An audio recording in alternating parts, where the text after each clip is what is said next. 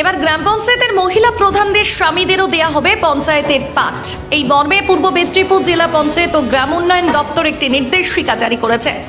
পূর্ব মেদিনীপুর জেলা পঞ্চায়েত ও গ্রাম উন্নয়ন আধিকারিক একটি নির্দেশিকা জারি করেছেন। সেখানে বলা হয়েছে আগামীকাল 5 থেকে 10ই ফেব্রুয়ারি তমলুকের নিমতৌরিতে জেলা শাসকের দপ্তরে জেলার মহিলা গ্রাম পঞ্চায়েত প্রধান ও তার স্বামীদের প্রশিক্ষণ দেওয়া হবে। সেই সঙ্গে থাকবেন গ্রাম পঞ্চায়েতের একজন করে কর্মী। জেলার 138টি মহিলা প্রধান সহ তার স্বামীদের দুদিনের এই প্রশিক্ষণ দেওয়া হবে। আর এই নয়া নির্দেশিকা জারি হতেই তাই নিয়ে সরব হয়েছেন বিরোধীরা। রাজ্যের বিরোধী দলনেতার জেলায় জেলা প্রশাসনের তরফে জারি করা এহেন নির্দেশিকা নিয়ে সরাসরি সমাজ মাধ্যমে প্রশ্ন তুলেছেন বিজেপির জেলা পরিষদের বিরোধী দলনেতা বামদেব গুছাইতের অভিযোগ, এই ব্যবস্থা যদি হয় তাহলে মহিলা সংরক্ষিত করার কি মানে হয়, যেখানে রাষ্ট্রপতি থেকে বহু মহিলা পদাধিকারী তারা বড় বড় পদ সামলাচ্ছেন। সেখানে মহিলা প্রধানদের প্রশিক্ষণের পাশাপাশি তাদের স্বামীদেরও প্রশিক্ষণ নেওয়া যা কোনোভাবেই কাম্য নয়। মহিলা প্রধানদের মনোবল ভেঙে দেওয়া জেলার একাধিক বিজেপির মহিলা পঞ্চায়েত প্রধান বিষয়টি বিরোধিতা করেছেন। এমনকি শহীদ মাতঙ্গিনী ব্লকের শান্তিপুর এক গ্রাম পঞ্চায়েতের তৃণমূলেরই পঞ্চায়েত প্রধান করুণাশ্রী তিনি বলেন, আমার স্বামী নেই, তাহলে আমি কিভাবে প্রশিক্ষণ নেব? পাল্টা জবাব দিয়েছে তৃণমূল। মহিলা গ্রাম পঞ্চায়েতের প্রধানদের স্বামীদের প্রশিক্ষণ দেওয়ার অর্থ হলো মহিলাদের ক্ষমতা সম্পর্কে তাদের স্বামীদেরও স্বচ্ছ ধারণা তৈরি করে দেওয়া। এমনটাই বলছেন জেলা পঞ্চায়েত ও গ্রাম উন্নয়ন আধিকারিক দেবদুলাল বিশ্বাস। আসলে আমাদের বিভিন্ন রকমের ট্রেনিং হচ্ছে, প্রধানদের, সভাপতিদের, উপপ্রধান, সহকারী সভাপতি, বিভিন্ন রকমের ট্রেনিং হচ্ছে। তো এর মধ্যে একটা ট্রেনিং আছে যে ট্রেনিংয়ে আমাদের মহিলা প্রধানরা, আমাদের 223টা গ্রাম পঞ্চায়েতের মধ্যে 138টা গ্রাম পঞ্চায়েত আছে যেখানে মহিলা প্রধান রয়েছে। সেই মহিলা প্রধানদের ট্রেনিং হবে এবং সেই বিশেষ করে শুধু মহিলা প্রধানদের এই জন্যই ডাকা যে মহিলা প্রধানদের যে নিজস্ব যে কাজ, যে আমরা উইমেন এম্পাওয়ারমেন্টের কথা বলি, আজকে পঞ্চায়েতে উইমেন রিজার্ভেশন হয়েছে কী জন্য? মহিলাদের ক্ষমতায়নের জন্য। তো মহিলাদের যে কাজ, মহিলাদের যে লিডারশিপ, তার জন্য আমাদের ট্রেনিংটা দেয়া হবে। আর জেন্ডার ডিসক্রিমিনেশন যেটা আমাদের আছে সেটাও ওখানে বলা হবে। আর এই ট্রেনিংয়ে মহিলা প্রধানদের হাজব্যান্ডদেরও ডাকা হয়েছে। তার কারণ হচ্ছে উইমেন এম্পাওয়ারমেন্ট শুধু মহিলারা বুঝলেই হবে না, পুরুষকেও বুঝতে হবে। আর তো প্রধানদের যারা স্বামী আসবে তারাও ওটা বুঝতে পারবেন যে আমার স্ত্রী যখন প্রধান হয়েছেন, তিনি প্রধান, সকলের প্রতিনিধি, জনপ্রতিনিধি, তাকে যেভাবে কাজ করতে হবে, তাকে ফ্রন্টে থেকে কাজ করতে হবে। তার উপরে যেন পারিবারিক কোনো রকম কোনো না থাকে, সে যেন নিজের ক্ষমতাটাকে জাহির করতে পারে, মানুষের জন্য কাজ করতে পারে। এই জন্য এই ট্রেনিংটা। মানে হাজব্যান্ডকে ডাকার কি এইটাই উদ্দেশ্য? হ্যাঁ, এটাই উদ্দেশ্য। তার কারণ হচ্ছে শুধু মহিলারা বুঝলেই তো হবে না, যে আমরা সবাই বলি যে মহিলাদের এগিয়ে নিয়ে যেতে হবে, সেটা শুধু মহিলারা বুঝতেও হবে না, পুরুষকে সেখানে সহযোগিতা করতে হবে। পুরুষ যেদিন ভালো করে বুঝতে পারবে সত্যি মহিলাদেরকে এগিয়ে আনা উচিত, সেদিনই মহিলাদের ক্ষমতায়ন সম্পূর্ণ হবে। কবে হবে এটা 5 তারিখ থেকে শুরু হচ্ছে। আমাদের দুটো ব্যাচে এটা হচ্ছে। টোটাল 138টা গ্রাম পঞ্চায়েত আমরা দুটো ব্যাচে শেষ করে দেবো। এখানে সবাইকে একসঙ্গে ডাকা সম্ভব হয় না, ওই জন্য দুটো ব্যাচ আলাদা আলাদা করা হয়েছে, দুদিনের ট্রেনিং। দুর্ভাগ্য এবং লজ্জার এবং পরিতাপের বিষয় এই অর্থে, বাংলার মুখ্যমন্ত্রী যিনি একজন মহিলা, যিনি মহিলাদের বিষয় নিয়ে নানাবিধ কথা বলে বাংলার মায়েদেরকে বিভ্রান্ত করেন বিভিন্ন সময়ে, তার অরিজিনাল স্বরূপ আমরা দেখতে পেলাম গত পরশুদিন জেলা পরিষদ থেকে একটি বিশেষ নোটিফিকেশনের উপরে দাঁড়িয়ে। তাতে আমরা দেখলাম যে এই পূর্ব মেদিনীপুর জেলাতে যত মহিলা পঞ্চায়েত প্রধান রয়েছেন, সেই মহিলা প্রধানরা নাকি মুখ্যমন্ত্রীর ভাষায় তারা নাকি কাজ করতে অপারগ। তাই তাদেরকে সহযোগিতা করার জন্য তাদের স্বামীদেরকে পঞ্চায়েতের উদ্যোগে, জেলা পরিষদের উদ্যোগে, জেলা প্রশাসনের উদ্যোগে তাদেরকে বিশেষ প্রশিক্ষিত করা হবে আগামী 5 থেকে 10 তারিখ, আগামী 5ই ফেব্রুয়ারি থেকে 10ই ফেব্রুয়ারি। স্বাভাবিক কারণে এটার দ্বারা প্রুভ করছে যে বাংলার মায়েদেরকে আমাদের রাজ্যের মুখ্যমন্ত্রী এবং তার দল সার্বিকভাবে অপমানিত করছেন এই বার্তার মাধ্যম দিয়ে। আজকে যখন মায়েরা চন্দ্রযান নিয়ে যখন মহাকাশে পাড়ি দিচ্ছেন, যখন ট্রেন চালাচ্ছেন, প্লেন চালাচ্ছেন, মায়েরা যখন 50% পঞ্চায়েতে যারা প্রতিনিধিত্ব করার সুযোগ পেয়েছেন, সেখানে যদি আজকে এতদিন পরে মুখ্যমন্ত্রী এই বোধত হয়, তাহলে এটা বুঝতে হবে যে বাংলার মুখ্যমন্ত্রী আর মহিলাদের প্রতি আস্থাশীল নন। দেখুন, এর আগে এইরকম প্রোগ্রাম ছিল না, মানে প্রধানরাই যেতেন, উপপ্রধান যেতেন। কিন্তু এইবারে যখন তার সাথে তাদের স্বামীকে নিয়ে যেতে বলেছেন, নিশ্চয়ই এর মধ্যে দিদি নিশ্চয়ই কিছু একটা দেখেছেন। তার আমরা এটুকু দিদির উপর আমাদের প্রচুর ভরসা আছে বা বিশ্বাস আছে যে উনি যে প্রকল্পগুলোও, যেমন ওনার মস্তিষ্ক প্রসূত প্রকল্পগুলো যেভাবে উনি নিয়ে আসছেন, সাড়া দিচ্ছেন যেভাবে, আমার মনে হচ্ছে এটাও ঠিক সেইভাবেই উনি মানে করেছেন, যে না নিশ্চয়ই তাহলে আমাদের ভালো হওয়ার জন্যই করেছেন, প্রধানদের ভালো হওয়ার জন্যই করেছেন। সেজন্য আমি এটাকে সাপোর্ট দিতেই পারি যে হ্যাঁ, এটার জন্য হয়তো ভালো কিছু হবে, আমরা আশা করছি। অনেক প্রধান সাহেব যাদের হয়তো স্বামী নেই বা দেখা গেছে ব্যবসার কাজে বাইরে থাকে বা বিভিন্ন ব্যবসায়িক কাজে জড়িত থাকে, সেক্ষেত্রে আর কতটা সমস্যায় পড়বে? সেক্ষেত্রে বলা যেতে পারে, ধরুন না আমারই তো স্বামী নেই, সেক্ষেত্রে আমি কিছু মনে করি না, কারণ আমি নিজেকে ভাবি দিদি একাই যেমন রাজ্য চালাচ্ছে, আমরাও পারবো চালাতে। আপনি কাকে নিয়ে যাবেন তাহলে সেক্ষেত্রে?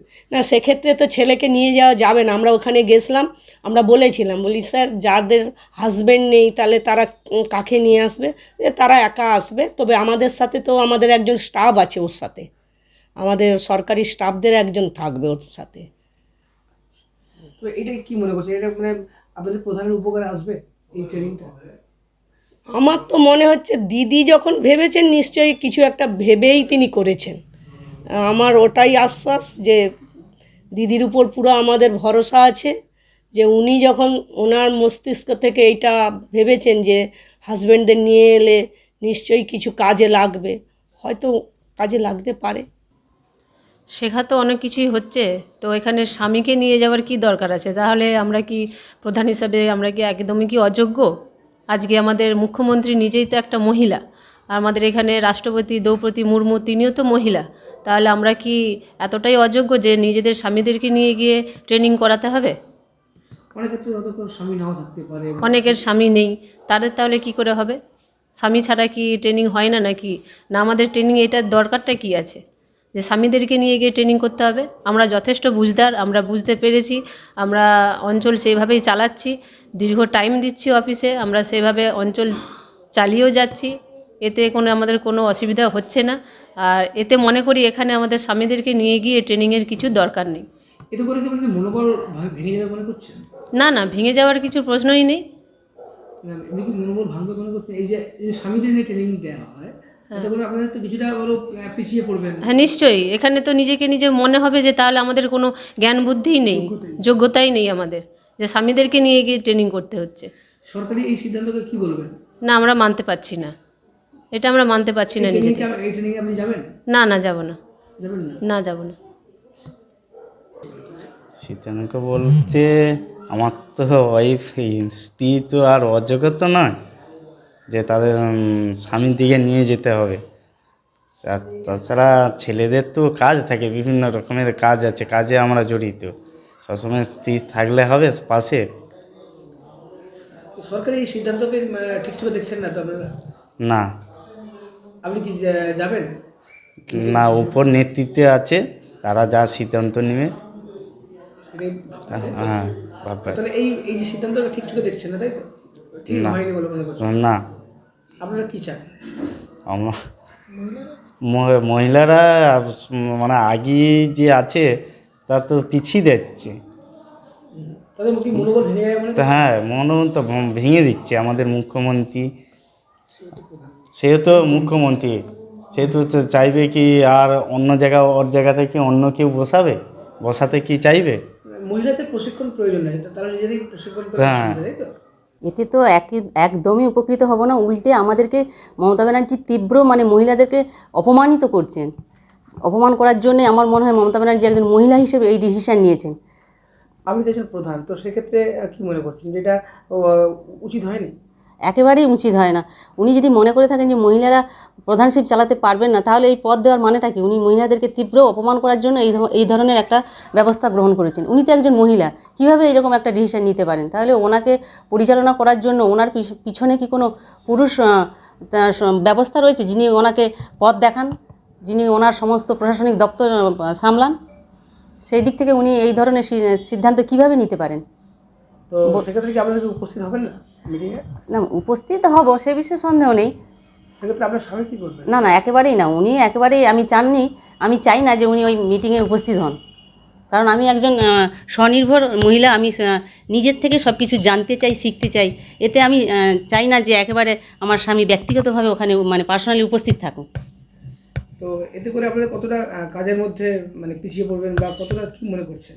কাজের দিক থেকে তো আমরা একেবারেই পিছিয়ে যাব, কারণ আমরা যদি মনে মনেই ভেবে নিই যে আমাদের স্বামীরা আমাদের পিছনে আছে, তাহলে আমাদের কাজের মনোবলটা একেবারে হারিয়েই যাবে।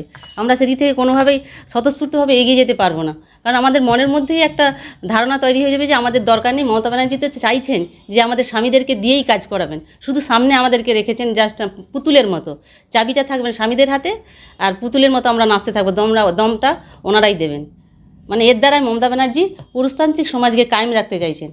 আর হ্যাঁ বলুন। ধরুন কোনো ক্ষেত্রে দেখা যাবে কোনো মহিলা তার স্বামী নেই বা বিধবা, সেক্ষেত্রে কী জায়গা যাবে সেখানে কি আদৌ সেটা সেক্ষেত্রে তো জিপি স্টাফেরা রয়েছেন, ওনাদের সাহায্য নেবেন। স্বামী নেই বলে কি উনি প্রশাসনিক দপ্তর সামলাতে পারবেন না? এই ধারণাটা সরকারকে ভুল মনে করছেন? হ্যাঁ একেবারেই ভুল।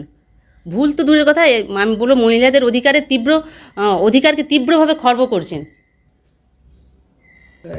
এই যে প্রশিক্ষণ দেওয়া হচ্ছে স্বামীদেরকে নিয়ে, এতে করে কি আপনাদের মহিলা প্রধানদের কি মনোবল ভেঙে যাবে মনে করছেন? একেবারেই মনোবল ভেঙে যাবে। তারা যদি স্বাধীনভাবে কাজ করতে পারতো, তাহলে তাদের ওই সমস্ত কাজের প্রতি ইন্টারেস্ট বাড়তো। তারা মনে মনে যদি ভেবেই না যে আমাদের পিছনে তো আমাদের স্বামীরা রয়েছে, কাজেই আমাদের দরকার কি আর এই কাজে এ বিষয়ে জানার বা আগ্রহ কোনো থাকবে না। এতে করে মানে সরকার কি মনে করছেন যে প্রধানরা কাজের ক্ষেত্রে অপারগ, সেই জন্যই তার স্বামীকে নিযুক্ত করছে? অবশ্যই সরকার মনে করছেন, তা নাহলে স্বামীদেরকে নিযুক্ত করবেন কেন?